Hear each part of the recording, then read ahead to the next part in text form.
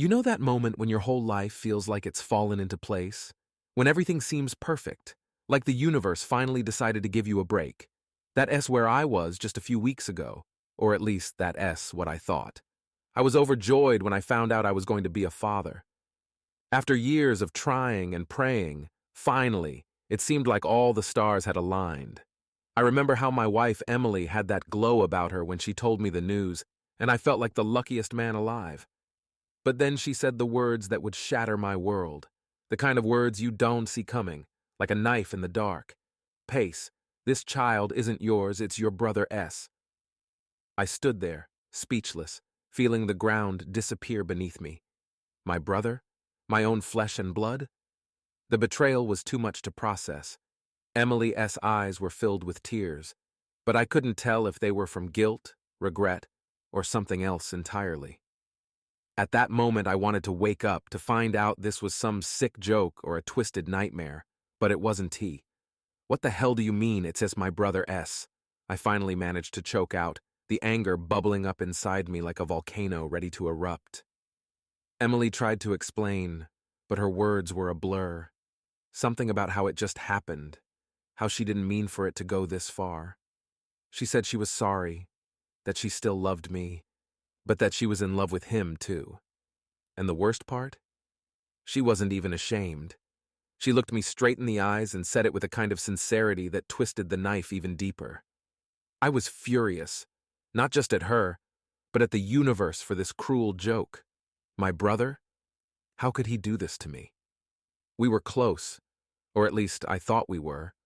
I trusted him with everything, and he had taken the one thing I held most dear.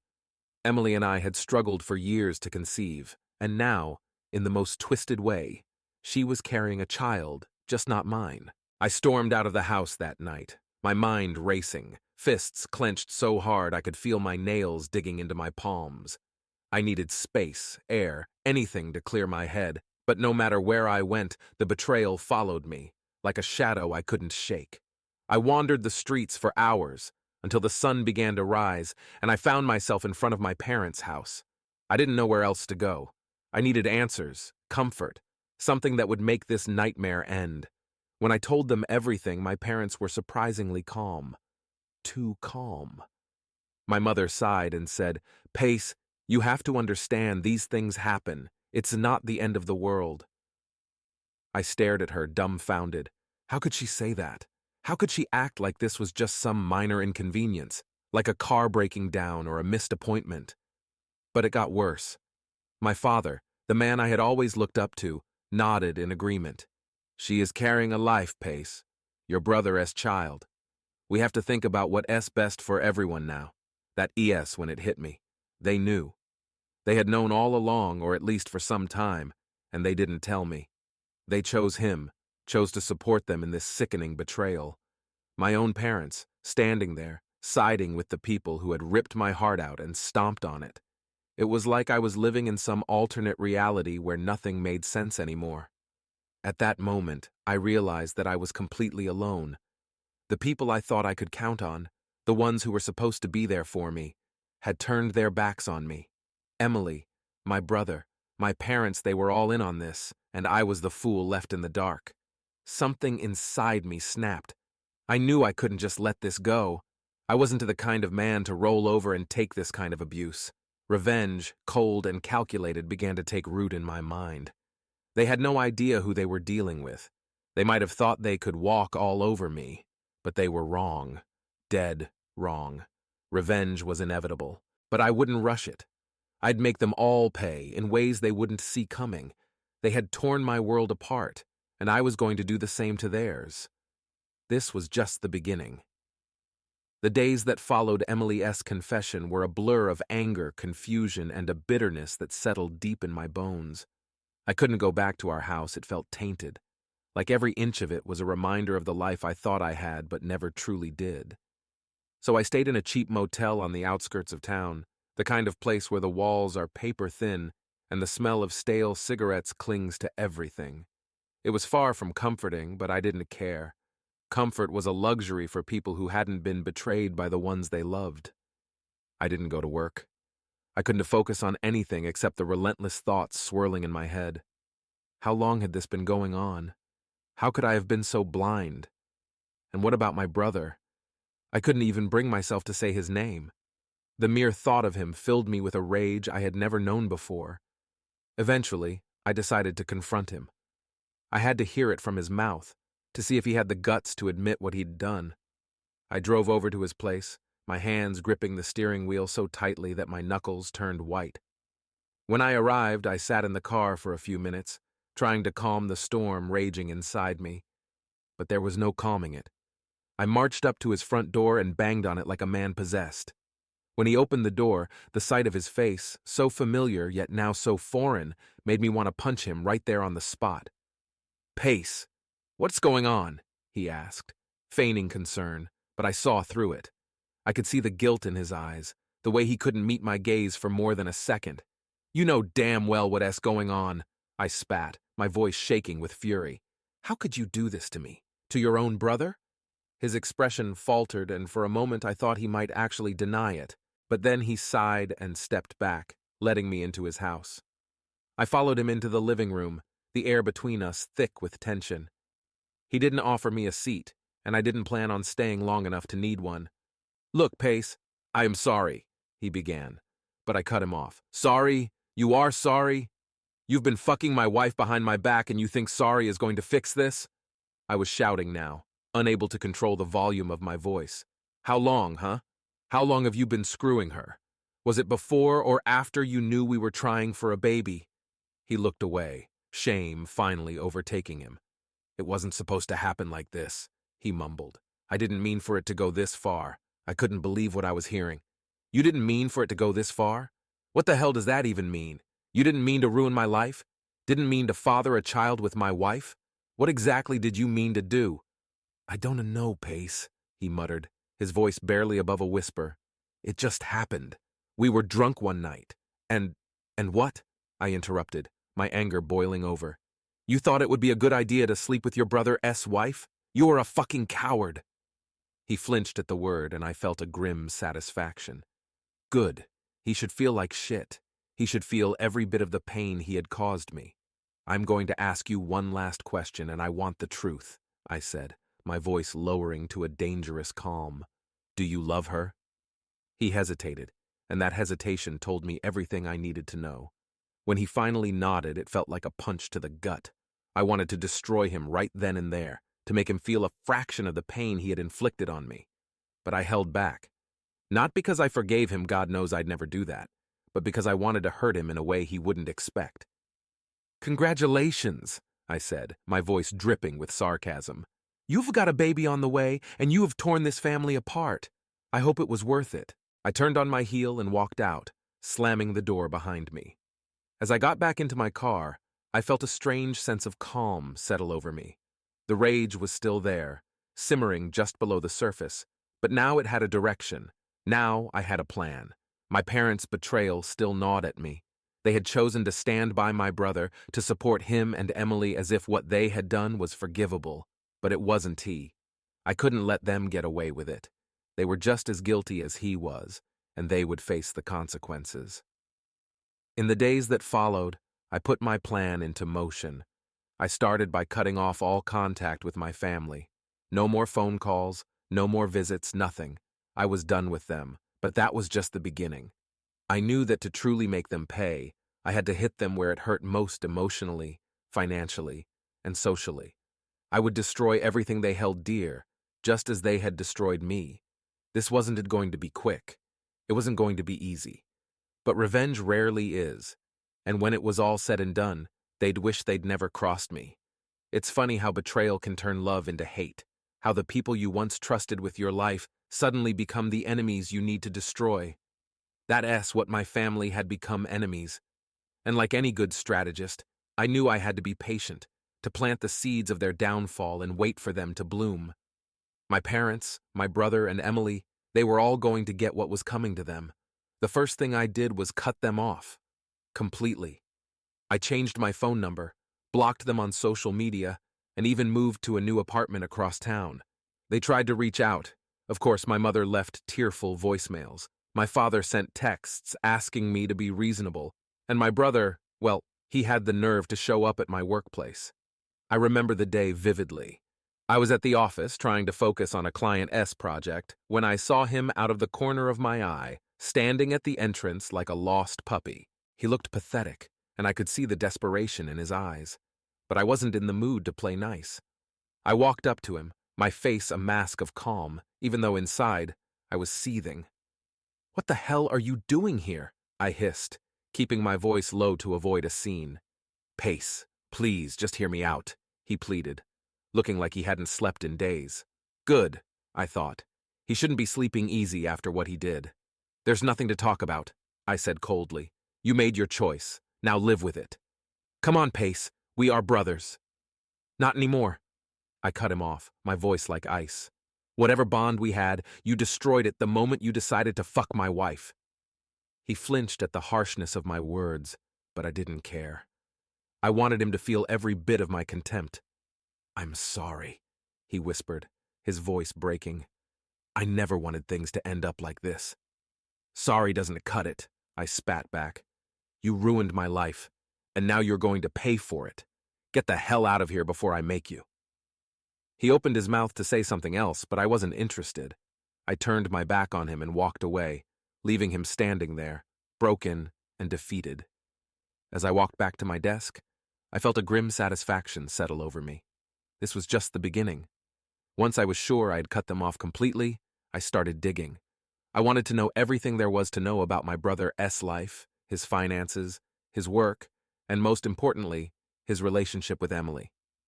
It didn't take long to find what I was looking for. People always leave trails, and my brother was no exception.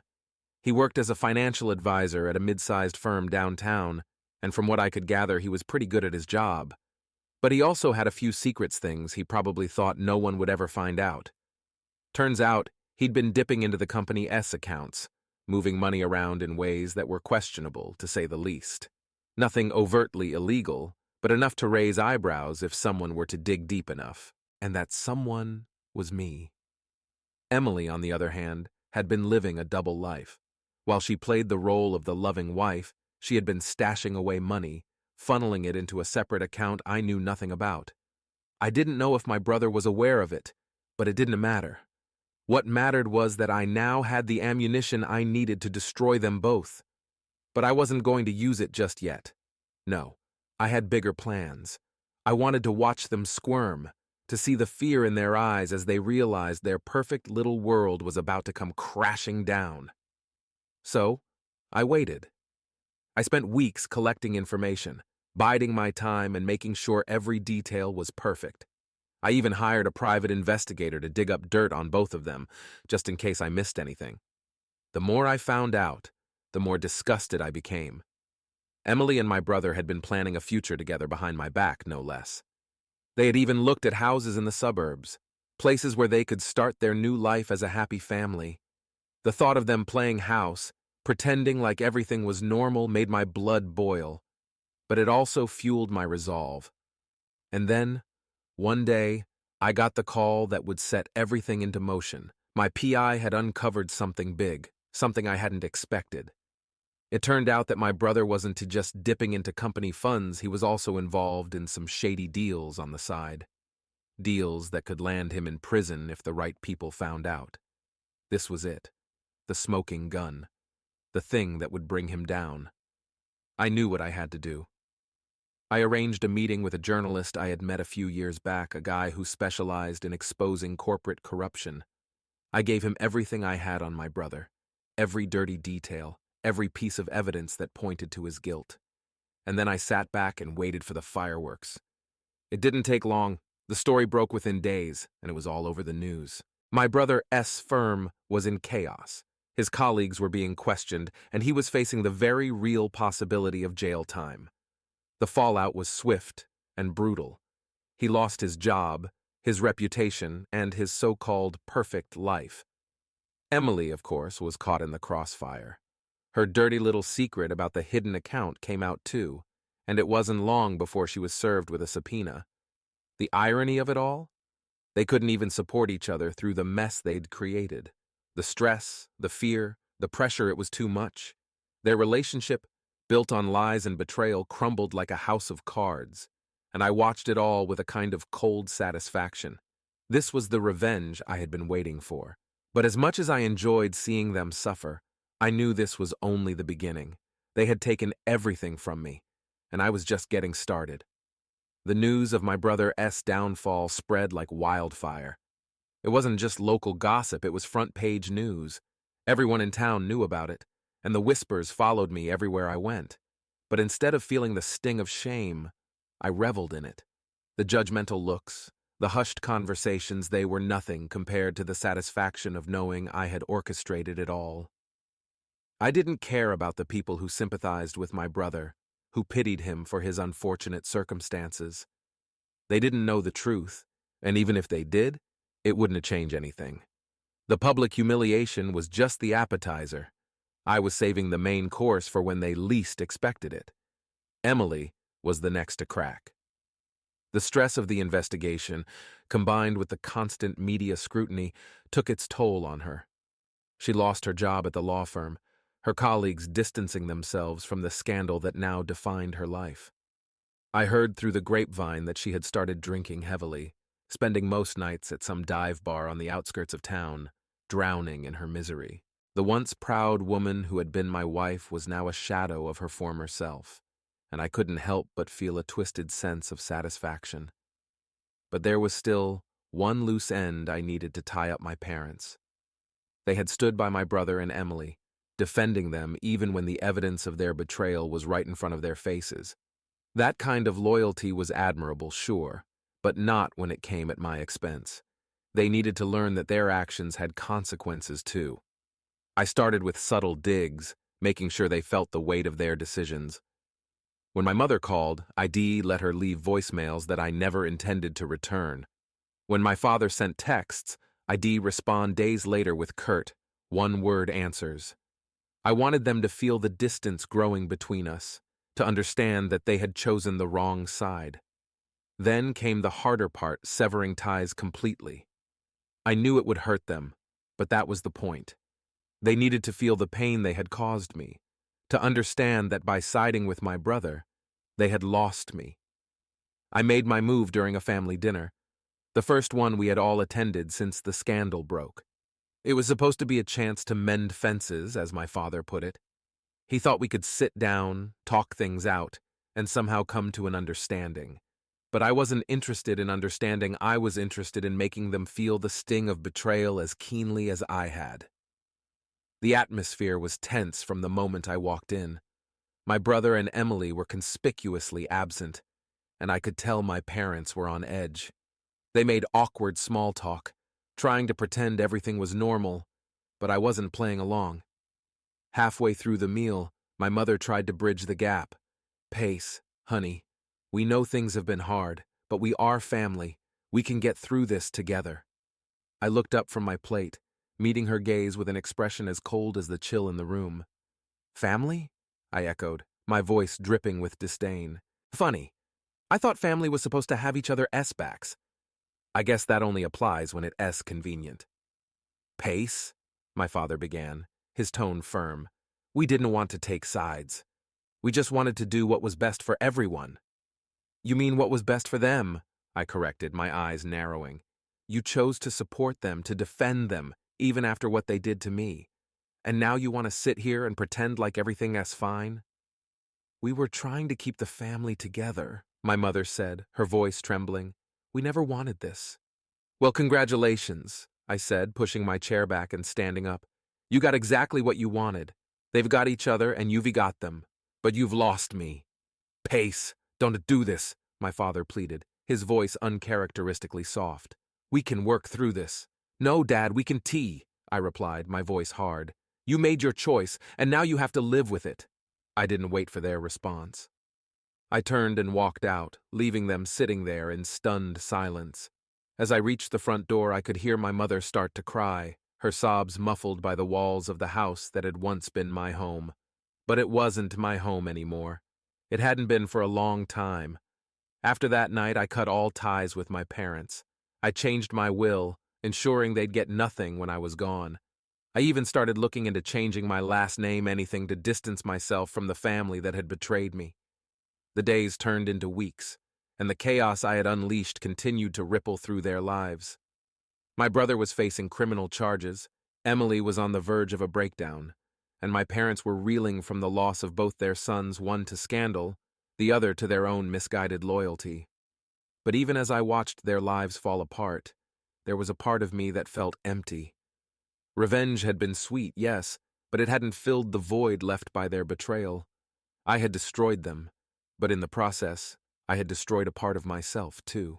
And that's when I realized that this wasn't over. Not by a long shot.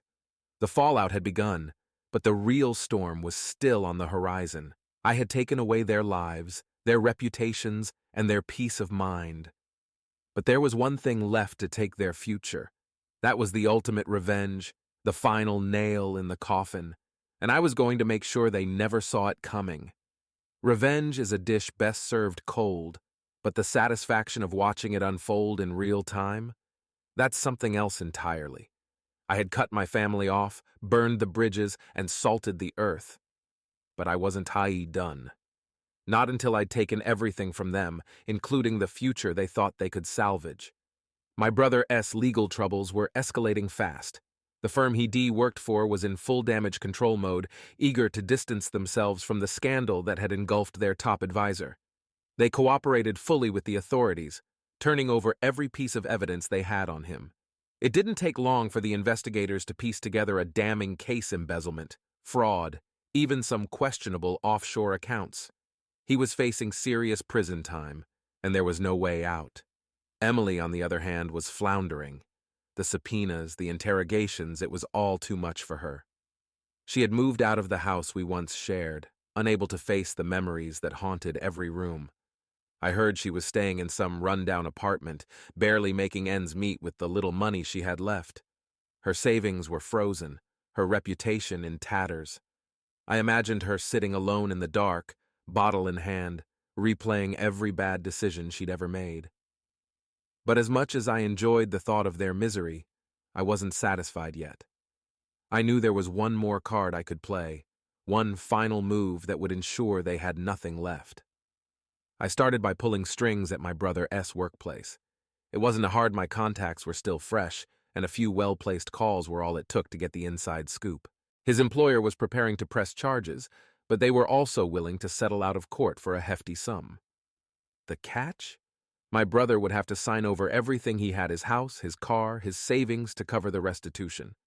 Of course, I made sure he wouldn't have the chance to do that. I wanted him to lose everything, including the meager assets he might have used to rebuild his life. I called in a favor from a lawyer friend who specialized in bankruptcies and foreclosures. We put together a plan that would make it impossible for my brother to settle. By the time he realized what was happening, his accounts were drained, his credit was destroyed, and his assets were tied up in legal red tape. He was left with nothing. Emily's downfall was next. I knew she was vulnerable, teetering on the edge of despair, so I decided to push her over. I reached out to her employer, the law firm where she'd been a rising star before everything went to hell. I made sure they knew just how deep her involvement was in my brother's schemes. I provided them with documents I'd acquired from the PI evidence that Emily had not only known about the fraud, but had actively participated in it. The firm couldn't fire her fast enough. She was blacklisted in the legal community, her name tainted beyond repair. No one would hire her, not even for the most menial jobs. And with her savings locked away and legal fees mounting, she was running out of options fast. But I wasn't done with her yet.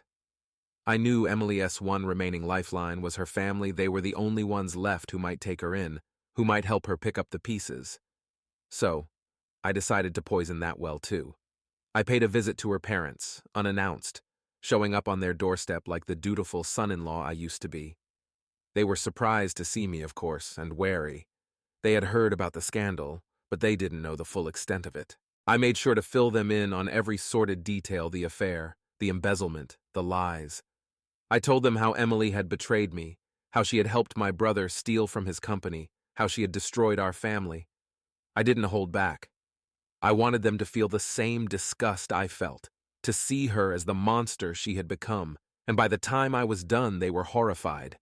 They didn't say much, just nodded along as I spoke, but I could see the wheels turning in their heads. They wouldn't help her now, not after what I had told them. I left their house, knowing that Emily had no one left to turn to.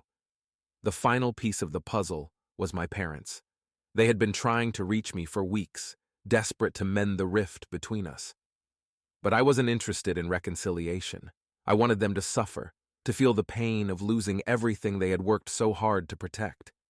I waited until I knew they were at their most vulnerable after my brother S. arrest, after Emily S. life had imploded before making my move. I showed up at their house, the same way I had with Emily S. parents, and laid it all out for them. I told them about the legal troubles, the financial ruin, the betrayal. I watched their faces crumble as the reality of what had happened to their family sank in. "Why are you doing this, Pace?" my mother asked, tears streaming down her face. "We are your parents. We love you." "Love?" I scoffed. "You don't know the first thing about love. You chose them over me and now you're paying the price." "But we were just trying to keep the family together," my father said weakly, his voice cracking under the weight of his guilt. "The family is gone," I replied coldly, "and it's never coming back." I walked out of their house without looking back, leaving them to drown in the mess they had created. They had chosen to stand by my brother and Emily, and now they were alone, with nothing but regret to keep them company. The days turned into weeks, and I watched from a distance as their lives fell apart. My brother was sentenced to prison, Emily disappeared into obscurity, and my parents were left to pick up the pieces of a shattered family. But even as I watched their misery unfold, I felt nothing. The satisfaction I had once craved had been replaced by a hollow emptiness. Revenge had been sweet, yes, but it hadn't filled the void left by their betrayal. It hadn't made me whole again. All it had done was destroy everything in its path, leaving nothing but ruins in its wake. And in those ruins, I found myself asking the one question I hadn't dared to ask before: what now? What do you do when you've taken everything from those who wronged you, but the pain is still there, festering like an open wound? Where do you go when there's nothing left to burn, nothing left to destroy? I didn't have an answer. All I knew was that the future I had once envisioned was gone, replaced by a bleak and uncertain horizon. I had won, yes, but at what cost? As I sat alone in my apartment, staring at the empty walls that had once been filled with pictures of a life I thought was real, I realized that revenge might have been inevitable, but it had come at a price I hadn't anticipated, and the worst part? I wasn't sure if it had been worth it. In the aftermath of my revenge, I felt like a ghost drifting through the remnants of a life I no longer recognized. My brother was in prison, Emily had vanished into the depths of her despair, and my parents were left to mourn the loss of both their sons. The devastation I had unleashed was complete, but instead of feeling triumphant, I was left with an emptiness that gnawed at me day and night. It was in this state of mind that the unexpected happened. A letter arrived at my apartment, one that would change everything I thought I knew. It was from Emily. The sight of her handwriting on the envelope sent a jolt through me: anger, bitterness, maybe even a sliver of curiosity. What could she possibly have to say to me after everything that had happened? I tore open the envelope, my hands shaking slightly as I unfolded the letter. Her words were scrawled across the page in a messy, hurried script, like she had written it in a fit of desperation. "Dear Pace, I know you probably hate me more than you ever thought possible, and I don't blame you. I've made mistakes, terrible, unforgivable mistakes. But there's something you need to know, something I couldn't tell you before because I was too afraid, too ashamed. The child, the one I told you was your brother's, it's not. Pace, the baby is yours. I lied to you because I was scared, scared of how you'd react, scared of what would happen to us. But now I realize that I have destroyed everything by trying to keep the truth from you. I was wrong, and I'm sorry. I know it is too late to make things right between us, and I don't expect you to forgive me. But you deserve to know the truth, especially now that everything has fallen apart. I've been to the doctor, and I've attached the paternity test results. I wanted you to have proof, to know that I am not lying this time. You have every right to be angry with me, but please, for the sake of our child, Don T shut us out completely. I've lost everything, Pace, and now I realize that the only thing that really mattered was you. Please take care of our child, even if you can to stand the sight of me. Emily. My heart pounded in my chest as I read and reread the letter, the words blurring together as I struggled to comprehend what I had just learned. The child was mine. All this time I had believed the worst, acted on that belief, and now everything had been turned upside down. I looked at the attached paternity test results, the numbers and medical jargon confirming what Emily had written.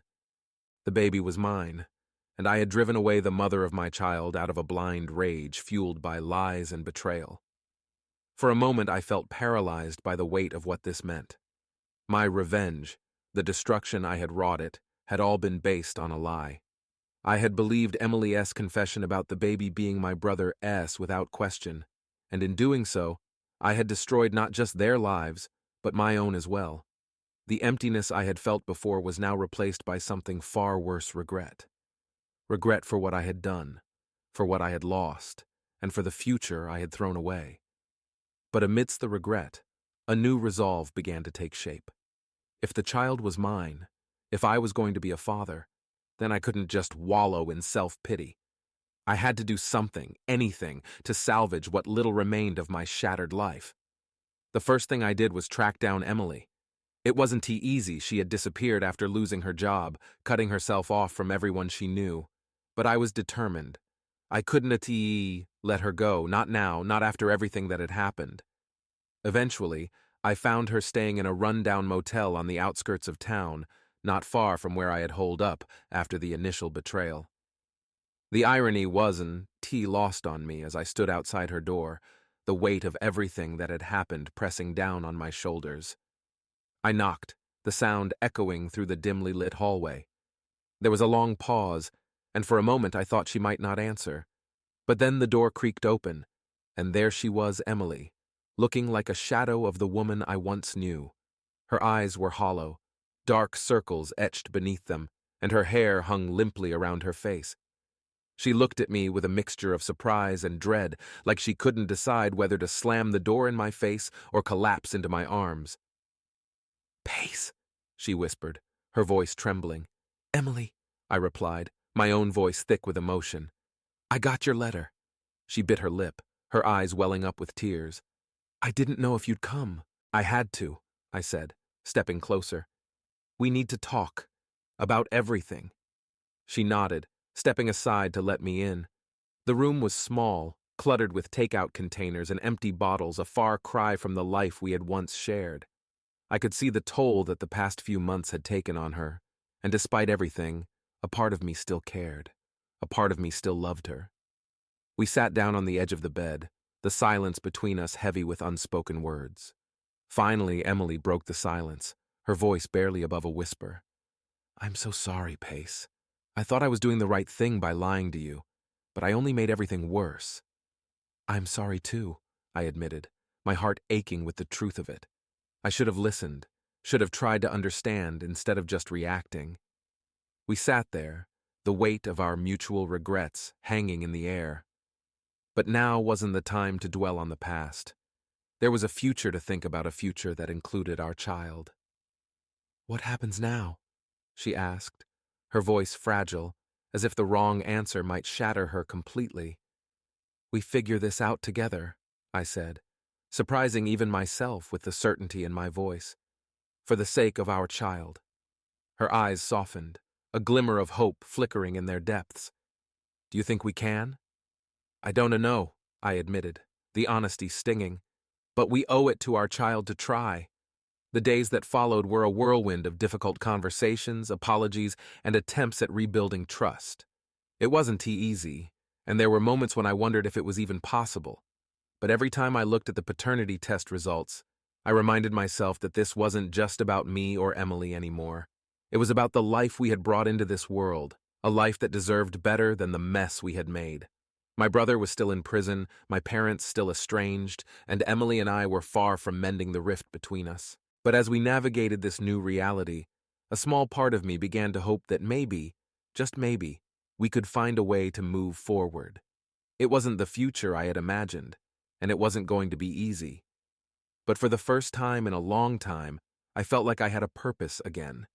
The emptiness that had consumed me after my revenge was slowly being replaced by something else, something that felt a lot like hope.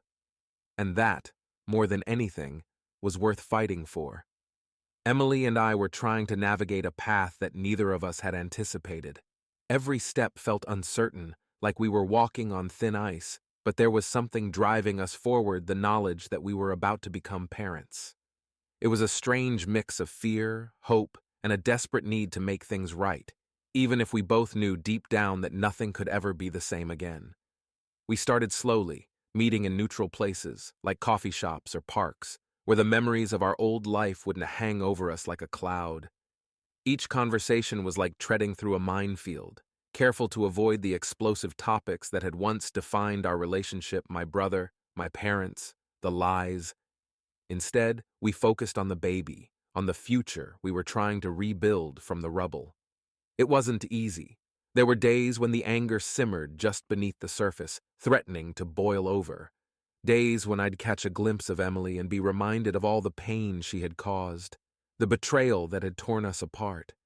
And I knew she felt it too: the guilt, the shame, the fear that no matter how hard we tried, we might never truly recover from this. But there were also moments of something else. Moments when we'd talk about the baby's future, about names and nurseries, and I'd see a spark of the woman I had once loved. Those moments were rare, but they were enough to keep us going, enough to make me believe that maybe, just maybe, we could find a way to be a family again. One day, about a month after I received her letter, Emily invited me to an ultrasound appointment. It was the first time she'd asked me to be part of something so intimate since everything had fallen apart. I hesitated, unsure if I was ready to take that step, but in the end, I agreed. This was my child, after all, and I owed it to them to be there. The ultrasound was scheduled for a Thursday afternoon, and as I sat in the waiting room, I couldn't help but feel a strange mix of anxiety and excitement. I hadn't seen Emily since our last awkward coffee meeting, and I wasn't sure how this was going to go. But when she walked in, looking nervous and a little hopeful, I knew that we were both here for the same reason: to try. "Hi," she said softly, her eyes searching mine for some sign of how I was feeling. "Hi," I replied, managing a small smile. "Ready?" She nodded, and we headed into the examination room. The ultrasound tech was friendly, guiding us through the process as if we were just any other couple, as if the tension between us wasn't too palpable. When the image of our baby appeared on the screen, something shifted inside me. All the anger, the bitterness, the pain, it faded into the background, replaced by a sense of awe and responsibility that I hadn't felt before. This wasn't just about Emily and me anymore. This was about a new life, one that we had created, and one that I was determined to protect, no matter what. Emily reached for my hand, and for the first time in what felt like forever, I didn't pull away. We sat there, holding hands, staring at the screen, and for a brief moment, it felt like the rest of the world didn't matter. It was just us and our baby. And in that moment, I felt a glimmer of hope that maybe, just maybe, we could make this work. But as much as that moment meant, it didn't erase the past. When we left the Dr. S office, the reality of our situation came crashing back. We still had a long way to go, and neither of us knew if we could ever truly get there. Our conversations after that were more open, more honest. We talked about the baby, yes, but we also started to talk about us, about what had happened, about the choices we had made, and about where we went from here. It was painful, dredging up memories and emotions that we'd both tried to bury, but it was necessary. If we were going to move forward, we had to confront the past, no matter how much it hurt. One evening, after a particularly difficult conversation, Emily asked me something I hadn't expected. "Do you think you will ever be able to forgive me?" Her voice was quiet, almost a whisper, and I could see the fear in her eyes, the fear that my answer might destroy whatever fragile connection we had managed to rebuild. I didn't know how to respond. Forgiveness was a concept that had seemed impossible just a few months ago, and even now, it felt like an insurmountable hurdle. But as I looked at her, at the woman who had once been my everything, I realized that I didn't have a simple answer. "I don't know," I said finally, my voice heavy with the weight of the truth. "I want to, for the sake of our child, but it's going to take time, a lot of time." She nodded, tears brimming in her eyes. "I understand. I am just glad you were willing to try." And try we did.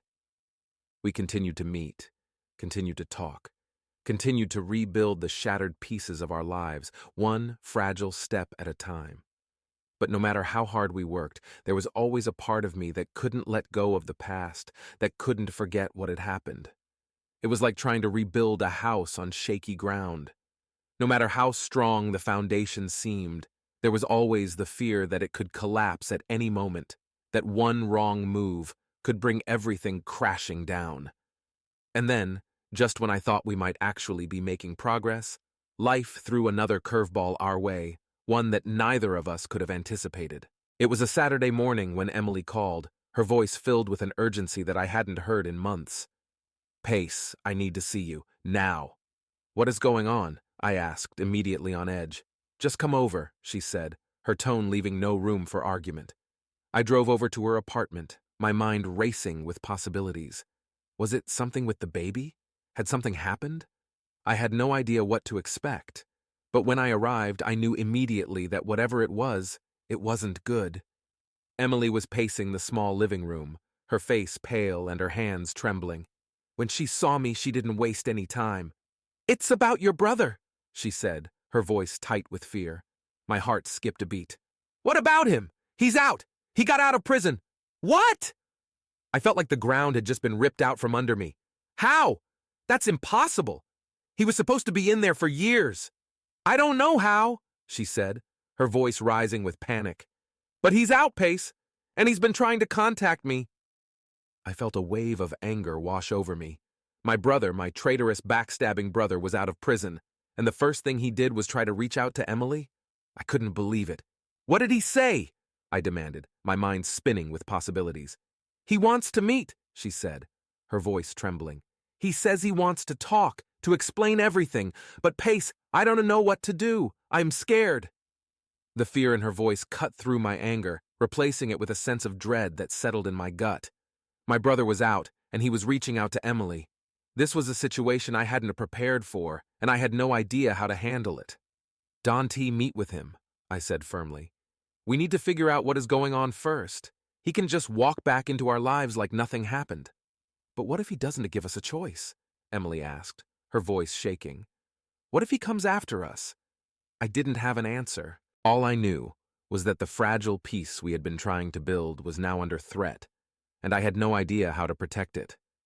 The future, which had seemed uncertain before, now felt like it was teetering on the edge of a precipice. And as much as I wanted to believe that we could get through this, that we could protect our child and move forward, a part of me couldn't shake the feeling that everything was about to come crashing down. And this time, I wasn't sure if we'd be able to pick up the pieces. The news of my brother Aha's release hit me like a freight train. I couldn't wrap my mind around it. How could he be out already? I had meticulously planned his downfall, made sure every step of his punishment was secured, and now, somehow, he was free. And worse, he was trying to reach out to Emily. It felt like the nightmare I thought I had ended was starting all over again, only this time, the stakes were even higher. Emily was visibly shaken, her fear palpable as she paced her small living room. I could see the tension in her every movement, the way her hands trembled as she twisted them together. It was as if the walls were closing in around her, around us both. "Pace, what are we going to do?" she asked, her voice filled with a mix of desperation and dread. "He knows everything. He knows what we've been through, and now he's out there free. What if he wants revenge?" The irony of that statement wasn't lost on me. Revenge had been my fuel, my driving force for so long, and now it seemed that the tables had turned. The thought of my brother coming after us, seeking to reclaim the life I had stripped from him, was enough to send a shiver down my spine. But I couldn't let Emily see that. I had to be strong for her, for our child. "We are not going to let him get to us," I said. trying to sound more confident than I felt. He S out, yes, but that doesn't mean he has power over us. We need to be smart about this, stay calm, and figure out our next move. But what if he comes here? She asked, her voice breaking. What if he shows up at my door? I took a deep breath, trying to think clearly. The last thing I wanted was for my brother to have any contact with Emily, especially now that we were on the verge of building a life together again. I couldn't let him ruin that, not after everything we had been through. We'll talk to the police, I said, grabbing my phone. We'll get a restraining order, something to keep him away from you, from us. Emily nodded, though I could tell she wasn't convinced. The fear in her eyes was still there, a deep-rooted terror that I couldn't simply brush away with promises and plans. I called the police, explaining the situation as best I could. They were sympathetic, but there wasn't much they could do unless my brother made a direct threat or showed up unannounced. They suggested I file for a restraining order, but even then, it would take time to process. Time we might not have. The uncertainty gnawed at me, a constant reminder that our fragile peace was hanging by a thread. I couldn't just sit back and wait for my brother to make his move. I needed to take control, to figure out what he was up to and stop him before he could wreak any more havoc on our lives.